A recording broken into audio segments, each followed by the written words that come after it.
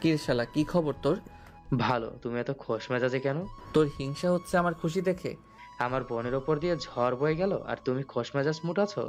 Yes শালা বাবু। আয়ুষ গলা উঁচু করে আরুকে শুনিয়ে বলল। আপু, শুনছো তো ব্রোয়ের কথা? আরু দাঁত চেপে বলল। হ্যাঁ, শুনলাম তো। আরাধ্য আয়ুষের মাথায় গাঁটটা মেরে বলল। বউয়ের ভাই শালা তুলে একটা আছাড় দিব বলে রাখলাম। কান পড়া দিচ্ছি বোনের, বলে রাখলাম আর শিখে পাবি না। আয়ুষ মুখ বাঁকিয়ে বলল। আমার জন্য মেয়ের অভাব নাকি? বাঁকা চোখে একটু তাকালে 100টা মেয়ের লাইন দাঁড়িয়ে যাবে। হঠাৎ আয়ুষের এই টোনের কথা শুনে আরাধ্য ভেবাচাকা খেয়ে বলল। কিরে, নতুন কাউরে পেয়েছিস নাকি? পেলেও পাত্তা দেয়নি। কেন? আমি এখনো অযোগ্য, যোগ্য হব তারপর। আশিকে কি তাহলে বিয়ে দিয়ে দিব অন্য কোথাও? কেন বিয়ে দিবে? কেন অন্য কোথাও? আমার সাথে দিবে তোমার বোনের বিয়ে। তাহলে তোকে যৌতুক দিতে হবে। আয়ুষ পায়ের উপর পা তুলে বলল। কি চাও যৌতুক হিসেবে বলো? আমার বোনটাকেই তো দিয়ে দিয়েছি তোমায়। তোমার তো উল্টো উচিত গিফট হিসেবে তোমার বোনকে আমায় পার্সেল করে দিয়ে দেওয়া। বড় হ আগে। অনেক বড় হব আমি, বুঝছো? তোমার বোনের চেয়ে বেশি শিক্ষিত হব, গড়গড় করে ইংরেজি বলবো। আরু কফির মগটা নিয়ে আসলো, আরাধ্যর দিকে বাড়িয়ে দিল। আয়ুষ সেটা দেখে বলল। তোমার ভাইটাকে কি তোমার চোখে বললো না আপু? শুধু জামাইয়ের জন্য নিয়ে আসলে কফি? আরু রান্নাঘরে গিয়ে ভাইয়ের জন্য কফি নিয়ে আসলো। আয়ুষ কফির মগে চুমুক দিয়ে বলল। শোনো ব্রো। বল, শুনছি। আমাকে সাথে কেন নিলে না? তাহলে আমিও শ্রেয়া মাসিকে পেটাতে পারতাম। আরু শুনে চমকালো। আপনি পিটিয়েছেন? আরাধ্য আরুর কথায় পাত্তা না দিয়ে শার্টের কলার পেছনে ঠেলে দিয়ে বলল। তা কিভাবে পেটাতি শুনি, তোর এই 4 ফুট 9 ইঞ্চি দেহ নিয়ে? প্রথমে গালে একটা চড় দিতাম, বুঝেছো? তারপর চুলের মুঠে ধরে টেনে সব চুল ছিঁড়ে নেড়া বানিয়ে দিতাম। পাটার তলে মুখটা রেখে শিল নোড়া দিয়ে ছেঁচে ভোঁতা করে দিতাম। চেহারা তো এমনিতেও আহামরি সুন্দর না। তারপর গরম পানিতে চুবিয়ে ব্রয়লার মুরগির মতন গোসল করাতাম। তারপর ওয়াশিং মেশিনের ভেতর ভরে ধোলাই করতাম। 3 বেলা নর্দমার পচা পানি খেতে দিতাম। কত বড় সাহস আমার আপুকে কালো জাদু করে! আর সাগর নামের লোকটাকে সাগরে ফেলে আসতাম উপর থেকে। তারপর? তারপর সেই সাগরের মাছ মারার বিষ ঢেলে দিতাম। সাগর লোকটা সেই পানি খেয়ে মরে যেত। আরাধ্য হাসলো। তোরে একটা থাবা দিলেই তো তোরে খুঁজে পাওয়া যেত না, আর সে কিনা গিয়ে পিটাতো। How funny. আয়ুষের রাগ হলো। Don't underestimate me bro. Okay সালা, আসছি আমি। আরু উঠে দাঁড়ালো। কোথায় যাচ্ছেন? আমার একটা কথারও তো উত্তর দিচ্ছেন না। তোর এত উত্তর জেনে কি হবে? তোর সব প্রবলেম সলভ করব আমি। এই সলভের উত্তর আমার কাছে থাকলেই চলবে। না, চলবে না। কোথায় যাচ্ছেন বলুন। থানায়। কেন? আমার নামে মামলা হয়েছে, হাজিরা দিতে যাচ্ছি। যাবি তুই? চল ঘুরিয়ে নিয়ে আসি আমার শ্বশুর বাড়ি। তেজরা লোক, সোজা ভাবে বলা যায় না কথা। আসছি আমি। এই শালা, তোর বোনকে দেখে রাখিস। আরাধ্য চলে গেল থানায়, পুলিশের সাথে কথা বলল। আপাতত জেলখানাতেই আছে তারা, কিন্তু কতক্ষণ থাকতে পারবে জানে না, কারণ অলরেডি বেল পাওয়ার কার্যক্রম শুরু করে দিয়েছে তাদের পক্ষের উকিল। আরাধ্য তপ্ত শ্বাস ফেলল। এর পার্মানেন্ট ফাঁসি হলে বাঁচত। আরু মায়ের কোলে মাথা দিয়ে শুয়ে আছে। সন্ধ্যা জাস্ট ভাবতে পারছে না শ্রেয়া এসব করেছে। শ্রেয়া কেন এসব করছে? ওর সংসার তো ভেঙেছে ওর নিজের দোষেই। সন্ধ্যা তো কখনো ওর আর নিখিলের মাঝে যায়নি তাদের বিয়ের পর, বরং সন্ধ্যা নিজেই নিজের বাড়ি ঘর ছেড়ে দূরে চলে গিয়েছিল। এত হিংসা ক্ষোভ কিভাবে জন্ম নিল? সে তো নিখিলের কোনো ক্ষতি করছে না, শুধু তাদেরই কেন ক্ষতি করছে? ওর ভেতরকার মনুষ্যত্ব কি মরে গেছে? আমি ভাবতে পারছি না কণা, শ্রেয়া এই পর্যন্ত যেতে পারে। আমিও না। শ্রেয়া আপু এত ভয়ঙ্কর হলো কেন? সে তো নিজের মতো করেই বাঁচতেছে, তার জীবনে তো আমাদের কোনো হস্তক্ষেপ নেই। তাহলে সে কেন আমাদের জীবনে বিপর্যয় সৃষ্টি করছে? অমানুষ হয়ে গেছে। নিজেই রাজি হলো ডিভোর্স দিতে নিখিল ভাইকে, নিজেই পছন্দ করে বিয়ে করলো বয়স্ক এক লোককে, এখন আবার এইসব করছে। জেলে থাকুক কিছুদিন, যদি ভালো হয়। ভালো হলে সেই দিনই হতো যেদিন নিজের দোষে নিখিল ভাইকে ডিভোর্স দিল। ওর কাছে ভালোবাসা, পরিবার এসব ম্যাটার করে না। ভাবতেই অবাক লাগে, একসময় আমার বেস্ট ফ্রেন্ড ছিল ও, সে বেস্ট বোনও। ঘৃণা লাগছে নিজের উপর। তখন তো শ্রেয়া আপু ভালো ছিল। ভালোবাসা না পেলে মানুষ মানুষকে অমানুষ বানিয়ে ছাড়ে। আরু উঠে বসলো, মায়ের কথায় দ্বিমত প্রকাশ করে বলল। ভালোবাসা না পেলে মানুষ মানুষকে অমানুষ বানিয়ে ছাড়ে, এটা একটা ভুল কথা। আমি দেখেছি একজনকে, সে তার ভালোবাসার মানুষকে পায়নি। কই, সে তো অমানুষ হয়ে প্রতিশোধ নেয়নি। কার কথা বলছিস তুই? আরুর মুখে এসে ফিরে গেল নীরব নামটা। নামটা বলে মেয়েটাকে জ্বালার ভেতরে ফেলতে চায় না আরু। আছে একজন মা, সবাই এক হয় না। কেউ না পেয়েও না ছুঁয়েও ভালোবাসতে জানে। আমিও তো বলিনি সবার কথা। হাতের 5 আঙ্গুল যেমন সমান না, তেমন মানুষও সমান না। হুম। দুপুরের দিকে আরাধ্য বাড়ি ফিরল। রাত আশারও এসেছে, বেলও হয়ে যাবে কয়েকদিনের ভেতরে। আশার রাতের বিশ্বাস হচ্ছে না শ্রেয়া এত নিচে নামতে পারে। দুই পরিবার থম মেরে গেছে। আরাধ্য গলা ছেড়ে বলল, আচ্ছা এসব ভেবে আর কি হবে বলো? আইনের বাহিরে তো আর আমরা কিছু করতে পারি না। আমাদের উচিত একটা ফ্যামিলি ট্যুর দেওয়া। এসবের থেকে একটু দূরে বাহিরে সমুদ্রের তীরে গিয়ে কয়েকটা দিন কাটানো উচিত। এতে মন মাইন্ড দুটোই ফ্রেশ হবে আমাদের। আয়ুষের তো সেই ভালো লাগলো তার ব্রোয়ের এই প্রস্তাবটা। সে বিচে থাকা ওই ছাতাওয়ালা ব্রেঞ্চে গুলোতে বসে কোল্ড ড্রিঙ্কস খাবে আর সমুদ্র দেখবে, সেই মজা হবে। আরশির ওই ঘরের দেওয়া গ্রাউন্ডগুলো পড়বে, মাথায় লেডিস ক্যাপ থাকবে, বিচে ছোটাছুটি করবে আর আয়ুষ তা দেখবে। কথাগুলো ভেবেই আয়ুষের লাফাতে ইচ্ছে করলো। ফিসফিস করে বাবাকে বলল, বাবা, আমি সমুদ্র দেখবো। তুমি বলেছিলে আমি যা বলবো তাই শুনবে। আমি সমুদ্র দেখবো, রাজি হয়ে যাও। আচ্ছা দেখি। রাত রাজি হলো দেখে আশারও রাজি হলো। আরাফাত শরীফা যেহেতু এখানেই আছে সেজন্য আশার তাদেরও বলল তাদের সাথে যাওয়ার জন্য। আরাফাত প্রথমে একটু দ্বিমত করছিল, কিন্তু কুনালের জন্য শেষে রাজি হলো যেতে। তারা সবাই পরশু রওনা হবে কক্সবাজার। আরও কিছুক্ষণ কথাবার্তা বলে আরাধ্য রুমে আসলো। পেছন পেছন আরও আসলো। আরাধ্যকে বিছানায় শুতে দেখে বলল, আমাকে এভাবে ইগনোর করার মানে কি? আরাধ্য চোখ মেলে জবাব দিল, তুই কি বাহিরের মেয়ে নাকি যে তোকে ইগনোর করব? গতকাল সকাল অবধিও কত খেয়াল যত্ন নিয়েছিলেন, আর যেই একটু সুস্থ হলাম অমনি ইগনোর শুরু। এর চেয়ে তো আমার 12 মাসই অসুস্থ থাকা উচিত আমার অ্যাটেনশন পাওয়ার জন্য। আরাধ্য তপ্ত শ্বাস ফেলে হাতের ইশারায় বলল, আয় কাছে আয়। আরু এগিয়ে আসলো। আরাধ্য পাশে বসতে বলল। আরু পাশে বসলো। আরাধ্য আরুর হাতটা বুকে ধরে বলল, কিছু বুঝতে পারছিস? হার্টবিট আপ অ্যান্ড ডাউন হচ্ছে। কতটা জোরে জানিস? ডক্টর হলে বলতে পারতাম। আরাধ্য হালকা হেসে বলল, আমি বলে দিচ্ছি, মিনিটে 126টা ধাক্কা দিচ্ছে। কারণ তোকে দেখলেই আমার হৃৎপিণ্ড ছোটাছুটি শুরু করে দেয়। আরু গম্ভীর চোখে তাকিয়ে রইল তার দিকে। তাহলে ইগনোর করেন কেন? আরাধ্য মাথা হেলিয়ে বলল, ইগনোর করছি না রে পাগলি, দিনের বেলায় দূরত্ব রাখতে চাইছি। কাছাকাছি থাকলে প্রেম পেয়ে যায়। তাই বলে এতটা ইগনোর? ওরে আমার সোনাটা, আয় বুকে আয়, তোকে আমার বুক পকেটে ভরে রেখে দেই। মজা করছেন? না, সিরিয়াস আমি। কালো জাদুতে মরে যেতাম, ভালোই হতো। আরাধ্য আরুর বাহু ধরে টান দিল। হুশ, মরবি কেন? আমার আয়ু তোর হোক, তুই বেঁচে থাক আরও 80 বছর। আমাদের ছোট ছোট ছানাপোনা হোক, ফুটবল ক্রিকেট টিম বানাতে হবে না? সেদিন যে বসে হিসাব করলাম, আমি আর তুই স্টেডিয়ামে বসে ওদের খেলা দেখব আর পপকর্ন খাবো, সেই সুন্দর একটা দৃশ্য কল্পনা করেই কেমন খুশি লাগছে। আকাশ তখনও ঠিক করে ভোরের আলো পায়নি। চারপাশে ঘুম চোখ নিস্তব্ধ। জানালার বাইরে বাতাস কুয়াশার চাদর জড়িয়ে ঘুমন্ত শহরটাকে জড়িয়ে রেখেছে। কিন্তু আহমেদ বাড়ির ভেতরে ঠিক যেন উল্টো চিত্র, জোয়ারের মতো উচ্ছ্বাস ছড়িয়ে গিয়েছে। ডাইনিং টেবিলের পাশে দাঁড়িয়ে কোনা এক এক করে তাপ পরোক্ষ করছে ফ্লাক্সের, যেন পুরো রাস্তার চায়ের অভাব না হয়। পাশে আয়ুষ দাঁত মাজতে মাজতে ঘুম কাতরে গলায় বলছে, আম্মু, আমি তো রাস্তায় গিয়ে গাড়িতে আবার ঘুমিয়েই পড়বো। তাহলে এখন উঠালা কেন? একেবারে ঘুমন্ত অবস্থায় গাড়িতে উঠাতে আমায়। আরও তার ব্যাকপ্যাকের চেন টানছে। রুমাল খুঁজে পাচ্ছে না। তার চোখে মুখে তারা, কিন্তু সেই তারার ভেতরেও একরকম তৃপ্তি ছড়িয়ে আছে এই শুভ্রময় অপেক্ষায়।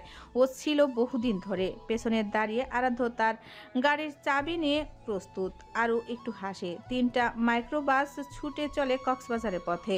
একটা বড় মাইক্রোবাসে আরাধ্য চালকের আসনে, পেছনে বসেন কণা, রাত, আরু ও আয়ুষ। আরেকটাতে আরাফাত ড্রাইভ করছে, পাশে শরীফা, তাদের ছেলে কুনাল, আশার সন্ধ্যা, আরশি ও নিখিল, নীরা ও নীরার মা আরেকটা গাড়িতে। চোখ ধাঁধানো ভোরের আলো ফুটতে না ফুটতেই দুটি গাড়ি শহরের গলি ছাড়িয়ে হাইওয়ে ধরে এগিয়ে যায় দক্ষিণের দিকে। রাস্তার দুপাশে নিঝুম ধান ক্ষেত, মাঝে মাঝে দেখা যায় নাম না জানা নদী, কোথাও কোথাও ভেসে আসে পাখির ঝাঁক। বেলা 2টার দিকে গাড়িগুলো থামে কক্সবাজারের সামনের বিচ রিসোর্টের সামনের মোড়টায়। সেদিন আকাশটা একটু রৌদ্রছায়া মিশ্র। কিন্তু বাতাসে সামুদ্রিক ননতা ঘ্রাণ ঠিকই জানান দেয় তারা সাগরের কাছাকাছি। রিসোর্টের প্রবেশপথে পা রেখেই সবাই থমকে দাঁড়ায়।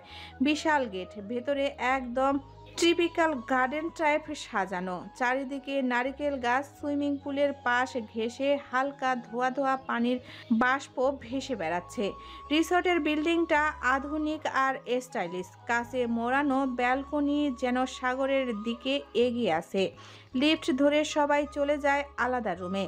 আরু আর আরাধ্যর রুম 707। দরজা খুলেই আরু থেমে যায়। ব্যালকনি, একটা স্লাইডিং গ্লাস ডোর খুলে সমুদ্র এসে দাঁড়িয়েছে তাদের সামনে। রোদেলা দুপুরের আলোয় সমুদ্রের নীলটা ঝলমলে, ঢেউয়ের উপর সূর্যের প্রতিচ্ছবি পড়ে রুমালি ঝিলমিক করছে। আরও রুমে ঢুকতেই আগে ফ্রেশ হয়ে তারপর বারান্দায় আসে। আরাধ্য গিয়েছে ফ্রেশ হতে, আরুর শরীরে বাতাস ছুঁয়ে দিচ্ছে। মন প্রাণ একদমই শীতল হয়ে যাচ্ছে। রোদের ঝলমলটাও কমতে শুরু করেছে। আরাধ্য ফ্রেশ হয়ে টাওয়াল দিয়ে মাথা মুছতে মুছতে ব্যালকনিতে আসলো। আরু ফোন নিয়ে ছবি তুলছে সমুদ্রের। সেটা দেখে আরাধ্য হাতে থাকা টাওয়ালটা ছুঁড়ে মারলো আরুর মুখের উপর। আকস্মিক এমন হয় আরু রেগে গেল। মুখের উপর থেকে টাওয়ালটা সরিয়ে আরাধ্যর দিকে রাগী দৃষ্টি নিক্ষেপ করে বলল, টাওয়াল ছুঁড়ে মারলেন কেন? কি সমস্যা? আরাধ্য আরুকে ঠেলে পাশে বসে বলল, সমস্যা তো অনেক, কোনটা শুনতে চাস? টাওয়াল ছুঁড়ে মারাটা শুনতে চাই। বিশেষ কোনো কারণ নেই, সেজন্য ছুঁড়ে মেরেছি। আমার মাথা ব্যথা করছে। তো টিপে দে। গলা ব্যথা করে না কখনো? ওটাও টিপে দিতাম। মাথাটাই দে আপাতত, গলা ব্যথা করলে বলবো নি, তখন টিপে দিস বরং। আরাধ্য আরুর কোলে মাথা রাখলো। আরু মাথা টিপে দিতে দিতে সমুদ্রের দিকে ফের তাকালো। আর তাকাতেই দেখলো নীরা দাঁড়িয়ে আছে। আসার পথে একটুকু কথা বলেনি তাদের সাথে নীরা। পুরোটা রাস্তা চুপচাপ ছিল। নীরা কি এখনো মুভ অন করতে পারেনি? আরু আরাধ্যকে বলল, চলুন সমুদ্রের কাছে যাই। সমুদ্রের কাছে যেতে হবে কেন? দেখবো। এখান থেকেই দেখ। মানা করছে কে? না, আমি কাছে গিয়ে দেখবো। তাহলে তুই যেতে থাক, আমি শার্ট পরে ফিটফাট হয়ে আসছি। আরও চলে আসলো। নীরা সমুদ্রের গা ঘেঁষে দাঁড়িয়েছিল। পাশে কাউকে এসে দাঁড়াতে দেখে ঘাড় বাঁকিয়ে তাকিয়ে দেখলো আরুকে। নীরা হাসার চেষ্টা করে বলল, আপু তুমি?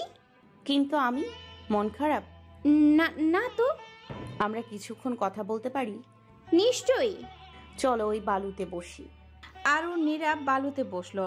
আরু নীরার হাতটা নিজের হাতের মুঠোয় নিয়ে টেনে নিয়ে বলল, আমি জানি তোমার ব্যাপারে। তুমি পছন্দ করতে আরাধ্যকে। কিন্তু একটা কথা কি জানো? যে তোমার না, তার জন্য ভেবেই নিজের ক্ষতি করার কোনো মানেই হয় না। তুমি প্রাণোচ্ছল একটা মেয়ে। তোমার হেসে ঘুরে বেড়ানোর বয়স। এই বয়সে তুমি তা না করে এক মরিচিকাকে নিয়ে এখনো পড়ে আছো। নীরা মৃদু হাসলো। আরু হাতের উপর হাত নাড়িয়ে বলল, ভুল বুঝছো আপু, আমি তোমার স্বামীকে নিয়ে আর ভাবি না। আমার লজ্জাবোধ হয় কথা বলতে, সেই জন্য আমি কিছুটা দূরত্ব বজায় রেখে চলার চেষ্টা করছি। মোটেও লজ্জা বোধ করবে না। লজ্জা পাবার মতন কিছু করনি তুমি। তুমি ভালোবেসেছো, কোনো অন্যায় করনি। তুমি আরাধ্যর কাজিনরা যেমন হই হুল্লোড় করে তুমিও করবে। তোমার রাগ লাগবে না? ওমা, রাগ কেন লাগবে? আমি তেমন মেয়ে নই যে এসব নিয়ে হিংসা করব। নীরা একটু অবাক হয়ে তাকিয়ে রইল আরুর দিকে। তারপর মৃদু হেসে বলল, তোমার মতো মেয়ের প্রিয় মানুষকে ভালোবেসে ফেলেছিলাম, সরি। ভালো থেকো সব সময়। আরু নীরার গাল ছুঁয়ে বলল, সরি বলো না, সবাই ভালো থাকবে। তবে নিজের ভালোটা আগে দেখতে হবে। এই ট্রিপটা উপভোগ করো মন খুলে। সাগরের কাছে এসেছো, সব দুঃখ ঢেউয়ে ফেলে দাও। দুজনেই আবার হাসে। তারপর ধীরে ধীরে উঠে দাঁড়ায়। দূর থেকে আরাধ্য হেঁটে আসছে, হাতে সানগ্লাস আর ব্ল্যাক শার্ট। আরু ও নীরা একসাথে হাঁটছে দেখে আরাধ্য এক মুহূর্ত থেমে গেল। তারপর গম্ভীর মুখে বলল, কি ব্যাপার, কি কথা হচ্ছে আমাকে রেখে? আরু হেসে বলল, তেমন কিছু না। বাকি সব কোথায়? আরাধ্য পেছনে দেখিয়ে বলল, ওই যে। আয়ুষ হেলে দুলে আসতেছে বাবার হাত ধরে, অন্য হাতে তার টুপি। কুনাল তার বাবা মায়ের সাথে, আর আরশি আয়ুষের পেছনে। আরশিকে দেখেই কুনাল এগিয়ে আসলো। আরশির পাশে দাঁড়িয়ে বলল, চলো আরশি, সমুদ্রের কাছে যাই। আয়ুষ কান খাড়া করে শুনলো আরশি কি বলছে। আরশি মানা করছে। কুনাল ঠোঁট কামড়ে আরশির হাত ধরে বলল, আহা চলোই না, খুব মজা হবে। আশি হাত ছাড়িয়ে নিয়ে বলল। আমি সমুদ্রের কাছে যাব না। আয়ুষ একটু ভাব নিল, শার্টের সামনে ঝুলিয়ে থাকা সানগ্লাসটা চোখে লাগালো। সে গিয়ে আরশিকে বলবে চলো সমুদ্রের দিকে, আর আরশি তার সাথে আসবে, কিন্তু তেমনটা হলো না। আরশি তার মায়ের কাছে চলে গেল। সেটা দেখে আয়ুষের হার্ট ব্রোকেন হলো, বুকে হাত দিয়ে গাইল। মধু হই হই আরে বিষ খাওয়াইলা, মধু হই হই আরে বিষ খাওয়াইলা, হন কারণে ভালোবাসার দাম দিলা। রাত ছেলের মুখে এমন গান শুনে বলল। কি গান গাচ্ছিস এটা? চুপ করতো। আয়ুষ রেগে মেগে তাকিয়ে বলল। আরশি রিজেক্ট মি বাবা, my heart is broken, I crying now, my pastries is ফালা ফালা ইন ফ্রন্ট কুনাল ভাইয়া। রাত তপ্ত শ্বাস ফেলল, আবার ভুলভাল ইংরেজি বলছে। এই আরশিকে নিয়ে ভাবলেই এটা করছে। তোর বয়স হয়নি হার্ট ব্রোকেন হওয়ার, বড় হওয়া আগে এসব ফিল্ম ডায়লগ না মেরে। ইউ ইনসাল্ট মাই লাভ বাবা, হাউ? ইনসল্ট করিনি, বলেছে আগে বড় হতে, তারপর ভালোবাসা নিয়ে লাফালাফি করিস। শোনো, তোমার মতো তো আমি এখনো ছোট। ওকে ফাইন, আমি মেনে নিলাম, কিন্তু আমি যখন বড় হব তখন কিন্তু আরশিকে আমার চাই। আর তুমি বলেছো আমি তোমার সব কথা শুনলে আমি যা চাইবো তাই পাবো, তখন কিন্তু কথার খেলাপ করবে না, বলে দিলাম। রাত ছেলের কথা মনোযোগ দিয়ে শুনল। রাত বুঝে না এইটুকু ছেলে কিভাবে এত ভালোবাসার পাগল।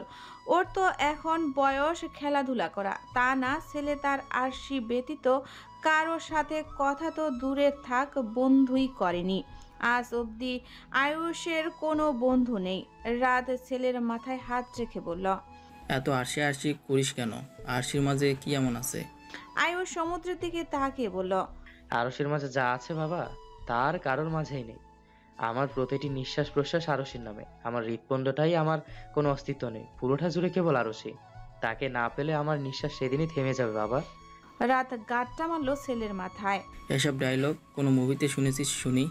আয়ুষ মুখটাকে কালো করে বলল। এসব তোমার ফিল্মি ডায়লগ মনে হলো? এগুলো তোমার ছেলের ইমোশন বাবা। সাগরে ফেলে দে এমন ইমোশন। তুমি কথাই বলো না তো বাবা। আর আমার সাথে আমাকে আল্লাহ বড় কেন বানাচ্ছে না? আর কতকাল আমি ছোট থাকবো? এই ছোট জীবনটা ভালো লাগছে না, আমি বড় হব, বিয়ে করব। এখনো বিছানায় হিসু করিস, আবার বলছে বিয়ে করবে। একদম মিথ্যে বলবে না, আমি হিসু করি না বিছানায়। হয়েছে, চল ঘুরতে এসেছি ঘোর। রাত ছেলেকে নিয়ে সমুদ্রের কাছে আসলো। আরও অনেক পর্যটকরা গোসল করছে, ছবি তুলছে, আনন্দ করছে। কুনাল বারবার আরশির দিকে তাকাচ্ছে। সেটা দেখে আরশি মায়ের হাত টেনে বলল। মা, আমি রুমে যাব। কেবলই তো এসেছে তারা, আর মেয়েটা এখনই বলছে রুমে যাবে। কেবলই তো আসলাম আরশি। আমার ভালো লাগছে না। আয়ুষের সাথে খেলা করো। আয়ুষ ভাইয়া ভুলভাল ইংরেজি বলে শুধু। তুমি শুদ্ধটা শিখিয়ে দিবে। আয়ুষও আয়ুষ। আয়ুষ সন্ধ্যার ডাক শুনে পানি থেকে উঠে বলল। হ্যাঁ চাচি বলো। আরশিকে নিয়ে খেলা করো। তোমার মেয়ে তো জীবনে আমার সাথে খেলা করেনি, আজ করবে ভাবলে কি করে? আরে খেলতে নিয়ে যাও, আরশি আয়ুষের সাথে থাকবে কিন্তু। সন্ধ্যা আষাঢ়ের কাছে গেল। আয়ুষ আরশির দিকে তাকিয়ে বলল। এই মেয়ে কি খেলা যায় বলো তো? ছোঁয়াছুঁই। কথাটা বলা শেষ করতে না করতেই কুনাল চলে আসলো। এগিয়ে এসে বলল। কি করছো তোমরা? কুনালের উপস্থিতি টের পেয়ে আরশি আয়ুষের হাত ধরে বলল। আমি রুমে যাব আয়ুষ ভাইয়া। ভাইয়ার ডাক শুনে আয়ুষের মুখটা কালো হয়ে গেল। ভাইয়া কেন বলছো আরশি?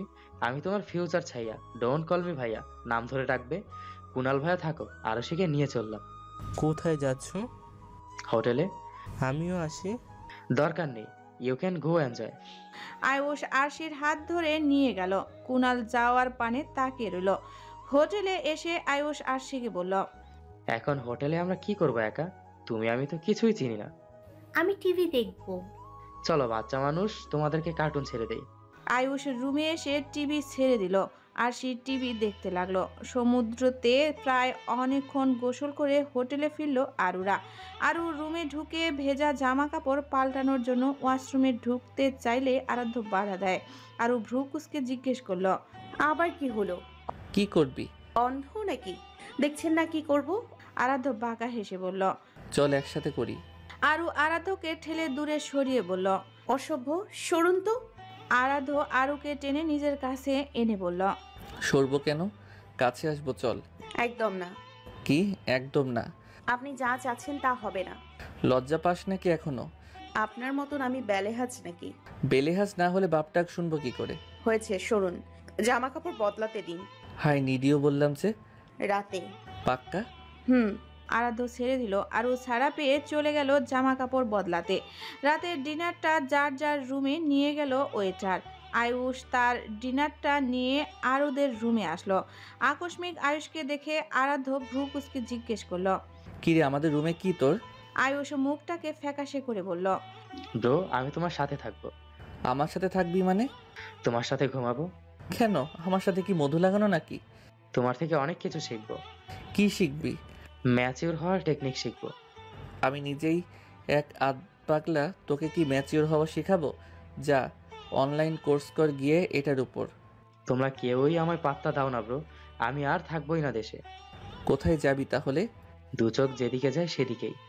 সন্ধ্যা হলে ফিরে আসিস বাসায়। আয়ুষের রাগ হলো। আরু ভাইয়ের মাথায় হাত বুলিয়ে বলল, খাবারটা খেয়ে ঘুমোতে যা। আমি তোদের সাথে ঘুমাবো। আরাধ্য ইশারায় আরুকে না করতে বলল। আয়ুষকে এ ঘরে রাখা যাবে না। আয়ুষ থাকলে আরুকে কাছে পাবে কি করে? আরু এই সুযোগটাই কাজে লাগিয়ে বলল, আচ্ছা ঘুমা, সমস্যা নাই। আমি নীরার সাথে ঘুমাচ্ছি গিয়ে। আরাধ্য কথাটা শুনে পারছে না তো আরুকে কাঁচা চিবিয়ে খেতে। আয়ুষ বোনকে থ্যাঙ্কস বলল। আরু খাবারটা খেয়ে চলে গেল। আয়ুষ দরজা আটকিয়ে দিয়ে বিছানায় এসে শুয়ে বলল। Bro sleep. আরাধ্য দাঁত চেপে বলল, তুই স্লিপ দে শালা, আমার ঘুমে 12টা বাজিয়ে। এক সময় তুমিও আমার শালা হবে, তখন আমিও কথায় কথায় তোমার শালা বলে বকা দিব। সুমন্দি হব গর্দব। তাহলে বলবো এই বোনের ভাই সুমন্দি, রেসপেক্ট দিয়ে কথা বলো। রেসপেক্টের মায়েরে বাপ। ওফ, যেই তো না তো, ঘুমাও, মাথা ঠান্ডা করো। এই তুই চুপ করবি? আমার বউরে ভাগাই দিলি কেন? কোথায় ভাগিয়ে দিলাম? আপু তো নিচ থেকেই চলে গেল। তুই কেন আসলি এই ঘরে? তোমার সাথে ঘুমাতে। তাহলে চুপচাপ ঘুমা, বক বক করে মাথা খাবি না। রাগ মাথায় চড়ে গেছে কখন না জানি, অধৈর্য হয়ে তোকে ফেলে দেই বেলকনি থেকে। ধৈর্য নেই কেন তোমার? তুই বড় হ, বিয়ে কর, তারপর দেখিস ধৈর্য কেন থাকে না। আমার প্রচুর ধৈর্য ব্রো। আচ্ছা যাও, বক বক করবো না। Good night, have a nice dream. সকালে দেখা হবে। আয়ুষ উল্টো হয়ে ঘুমালো। আরাধ্য এখন কি বসে বসে মশা মারবে নাকি? সে তো এই রাতটা বউকে চেয়েছিল, আর শালা এসে দূরে সরিয়ে দিল। হে মহাপুরুষ, তোমরা এক বাপের এক মেয়েকে বিয়ে করবে, এমন বিচ্ছু পলাদ যাদের কাছে আছে তাদের মেয়েকে কখনো বিয়ে করো না। খুব যন্ত্রণার সহিত রাতটা পার করেছে আরাধ্য। আয়ুষ একবার পা তুলে দেয় তো আরেকবার হাত ঠাস ঠাস করে শরীরের উপরে ফেলে দেয়। আরাধ্য কিছুক্ষণ বসেছিল তো কিছুক্ষণ আধশোয়া। আয়ুষকে ইচ্ছে করছিল কোলে করে ব্যালকনি থেকে ফেলে দিতে। বেয়াদব ছেলে আরু আরাধ্যর মাঝে আসে। খুব ভোরেই আরাধ্য রুম ছেড়ে নীরার রুমে আসে। নীরার ঘুম ভাঙে আরাধ্যর ডাকে। নীরা বিছানা ছেড়ে উঠে দরজা খুলে আরাধ্যকে দেখে কিছু বলার আগেই আরাধ্য বলে, তুমি আমার রুমে চলে যাও তো নীরা। আয়ুষের। নীরা ঘুম চোখে বুঝলো না কথাটা তৎক্ষণাৎ। আপনার রুমে যাব মানে? আমার রুমে গিয়ে ঘুমাও। আয়ুষ আমাকে সারা রাত ঘুমাতে দেয়নি। I need sleep with my wife. Nira room থেকে বের হতেই আরাধ্য দরজা লাগিয়ে দেয়। নীরা হতবাক হয়ে যায়। আরাধ্য বিছানার দিকে তাকিয়ে দেখে তার বউ মহা আনন্দে ঘুমাচ্ছে, অথচ আরাধ্যর ঘুম হয়নি। আরাধ্য বিছানায় গেল, চাদরের ভেতরে ঢুকে আষ্টেপৃষ্টে আরুকে জড়িয়ে ধরল। আকস্মিক এমন জড়িয়ে ধরায় আরু চমকে ওঠে, ঘুম ঘুম চোখে বলে, আরে নীরা, কি করছো? কি স্বপ্ন টপ্ন দেখছো নাকি? ছাড়ো বোন। আরাধ্যর কপাল কুঁচকে আসলো। আরুর কানের লতিতে কামড় দিয়ে বলল, বিয়ের এতদিন হয়ে গেল তারপরও জামাইয়ের ছোঁয়া এখনো চিনতে পারিস না? গাধা আহাম্মক, চোখ খোল। আরু চোখ মেলে তাকালো। নিজের অতি কাছে আরাধ্যকে দেখে চমকালো। আপনি এখানে কখন এসেছেন? নীরা কোথায়? পাঠিয়ে দিয়েছি নীরাকে আমার রুমে। ওটা তোর ভাই নাকি আটার বস্তা? হাত পা ছোড়াছুড়ি করে, কতবার সোজা করে শুইয়ে দিয়েছি, তারপরও বান্দায় আমার পায়ের কাছে গিয়ে মাথা দিবে, পা দিবে বুকে। ম্যানারলেস পোলাপান।